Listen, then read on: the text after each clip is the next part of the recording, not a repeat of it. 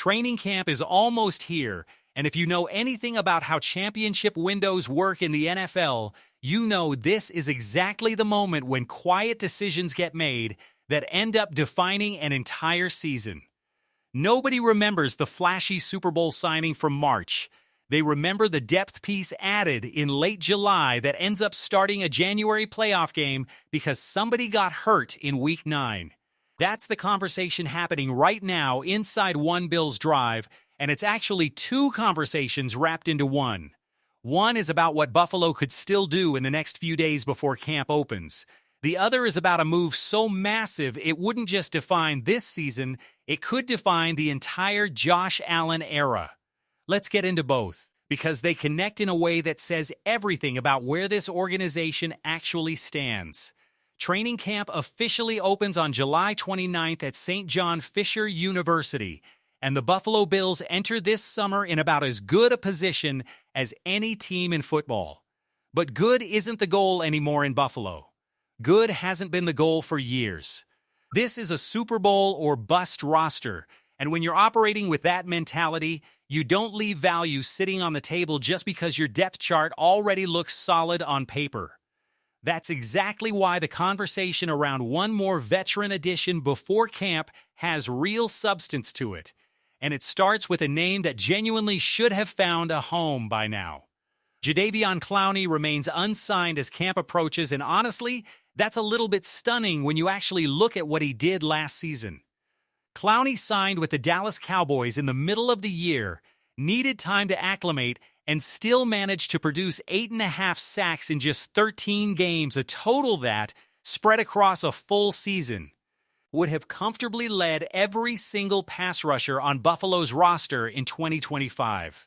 He's heading into what would be his 13th NFL season, and while nobody is pretending he's the same explosive athlete who terrorized offensive lines coming out of South Carolina, that's not actually what this Bills defense needs. In his career, earned second-team All-Pro honors and racked up 66. 5 sacks across stops with 7 different franchises, remaining one of the most underappreciated run-stopping edge cap space. The math works. The fit works. Pass rush wins playoff games, full stop, and any team that's been through as many gut-punch January losses as Buffalo has knows exactly how much value sits in having one more proven veteran who can get home to the quarterback when it matters most. Then there's the name that carries an entirely different kind of weight in Western New York, Tre'Davious White. This one isn't just about roster construction. This is personal, and Bills Mafia knows exactly why. White was Buffalo's first-round pick back in 2017, spent 7 years building a legacy as one of the most respected corners this franchise has ever had. Got released during a difficult offseason, spent a year away splitting time with the Rams and Ravens, and then found his way back home in 2025 on a 1-year deal. And it wasn't just a nostalgic reunion. White started 16 games for Buffalo last season, led the team with 10 passes defended, and made a genuinely massive interception that helped seal the wild-card win over Jacksonville. That's not a farewell tour stat line. That's a starting-caliber cornerback still playing meaningful football. The complication here is obvious. Buffalo already has Christian Benford locked in on one side, and first-round rookie Maxwell Hairston is competing with second-year corner Davison Igbinosun for the other outside spot, which means White might reasonably be looking elsewhere for a clearer path to a starting job. But at a projected market value of roughly $1.2 million a year, according to Spotrac, it becomes very hard to argue against bringing him back in some capacity. Even if he doesn't walk in and immediately win a starting job, the leadership, the championship experience, and the insurance policy he provides for a genuinely young cornerback room is exactly the kind of value that smart, veteran-laden Super Bowl contenders have historically prioritized in late July. The third name worth watching is a little quieter, a little less headline-grabbing, but makes an awful lot of sense when you dig into it. Shaq Thompson. Right now, Dorian Williams and rookie Caleb Illarms-Orr are ticketed to compete for the starting inside linebacker job alongside Terrell Bernard.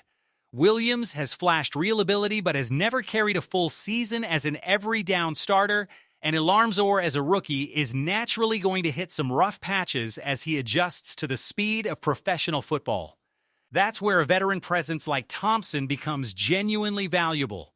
He started 6 games for Buffalo last season, so there's already existing familiarity with the coaching staff and the system, and here's the part that matters most heading into 2026 specifically.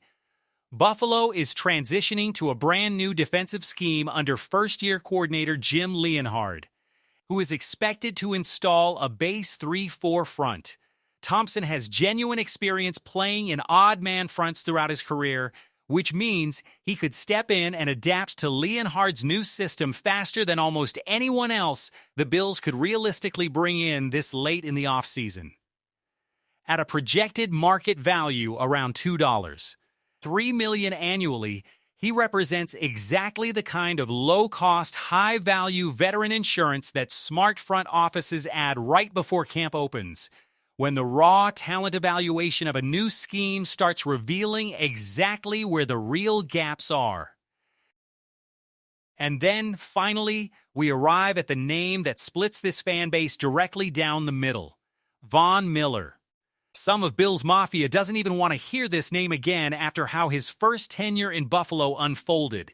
The enormous expectations, the injuries, the disappointment of watching one of the most decorated pass rushers in modern NFL history never quite become what everyone hoped he'd be in that uniform. But here's where the conversation gets legitimately interesting rather than just nostalgic. Miller proved something real last season with the Washington Commanders. He played all 17 regular season games, every single one, and recorded 9 sacks. That's not the version of Von Miller from a decade ago, but it is a genuinely productive rotational pass rusher, which is exactly the role Buffalo would be asking him to fill behind names like Greg Rousseau, Bradley Chubb, and their pass rush room as a whole. Nobody is suggesting Miller comes back to carry this defense on his shoulders. The question is whether he can be one more veteran presence in the rotation, and based on last season's tape, the answer is reasonably yes. His projected market value sits around $5.8 million per Spotrac, again comfortably within Buffalo's remaining cap flexibility. Would his return erase how the first stint ended? No. Would it guarantee anything? Of course not. But championship-caliber front offices evaluate players on what they can still provide right now, not solely on how a previous chapter closed. And if Buffalo genuinely believes Miller can still get after the quarterback in a reduced role, the value proposition here is real. None of these 4 signings are guaranteed to happen, and it's entirely possible Buffalo enters camp with the roster exactly as currently constructed. But what makes this conversation genuinely compelling is that every single one of these names addresses a real, tangible question mark on this roster, and Brandon Beane still has the cap space to make a move if he believes it's the difference between another deep playoff run and finally getting over the hump. But here's where this entire discussion takes an even bigger turn. Because while all of that conversation is about fine-tuning the roster for right now, there's a second storyline percolating that looks much further down the road, and if it ever actually materializes, it wouldn't just be another off-season transaction. It would be one of the biggest moves in the history of this entire franchise. That name is Puka Nacua. Now, to be completely clear up front, this is speculation. This is not a report that Buffalo is actively negotiating with the Los Angeles Rams star receiver. Nacua is not walking through the doors at St. John Fisher this summer. But it's a scenario that's generating real conversation around the league, because of exactly what it could represent if the Bills come up short in their Super Bowl pursuit yet again after this season. And that's really where this whole conversation has to start. As much as Bills Mafia believes in this roster, in this coaching staff, in Josh Allen, the pressure inside that building does not get lighter with each passing year. Buffalo has built one of the most consistently excellent regular season teams in the entire NFL. They've dominated stretches of seasons. They've remained fixtures among the AFC's true elite. But everyone in Western New York knows exactly what's still missing. And everyone knows the clock on maximizing it is not infinite. If the Bills suffer through another agonizing playoff exit this coming January, the front office is going to face a question that has quietly loomed over this entire era of Bills football. How exactly do you maximize what remains of Josh Allen's absolute prime? Quarterbacks like Josh Allen do not come around often. He remains one of the very best players in the sport, capable of beating literally any opponent on a given Sunday, and he has been the single foundation of every championship aspiration this franchise has held for years now. But championship windows are not permanent. Every season that passes without a Lombardi trophy adds another layer of urgency. And that urgency is exactly why league observers believe Buffalo could eventually decide that incremental roster upgrades simply are not enough anymore. Instead of another complimentary depth signing, the Bills could decide it's time to swing as hard as an organization possibly can. That's the scenario where Puka Nacua enters the picture. Over these last several seasons, Nacua has established himself as one of the truly elite receivers in all of football, not just productive in a box score sense, but genuinely game-altering in nearly every dimension. His route running is exceptional. He's punishing after the catch. He plays with a physical, competitive toughness that shows up on tape play after play. He consistently generates separation against elite coverage, and maybe most dangerously, he has that rare ability to turn what should be a routine, unremarkable completion into an explosive, back-breaking play for the opposing defense. Now picture that skill set paired directly with Josh Allen. That's where this entire hypothetical gets genuinely exciting rather than just theoretical. Allen has always played his best football when he has a receiver he can simply trust to go win the football regardless of exactly where the throw ends up. Nacua provides precisely that trust, whether he's working underneath zone coverage, attacking the intermediate middle of the field split out wide, or moving inside to the slot. He brings the kind of positional versatility that makes opposing defensive coordinators genuinely dread the film study. Defenses would be forced to account for him on every single snap, which doesn't just elevate Nacua's own production, it fundamentally changes the geometry of the entire Buffalo offense, creating more favorable matchups everywhere else on the field. Forcing safeties into impossible decisions and opening throwing windows across the board. Here's the part of this conversation that makes it truly massive, though. If Puka Nacua were to actually reach unrestricted free agency, there is no scenario where Buffalo is the only team calling. This would be an all-out bidding war involving essentially the entire league.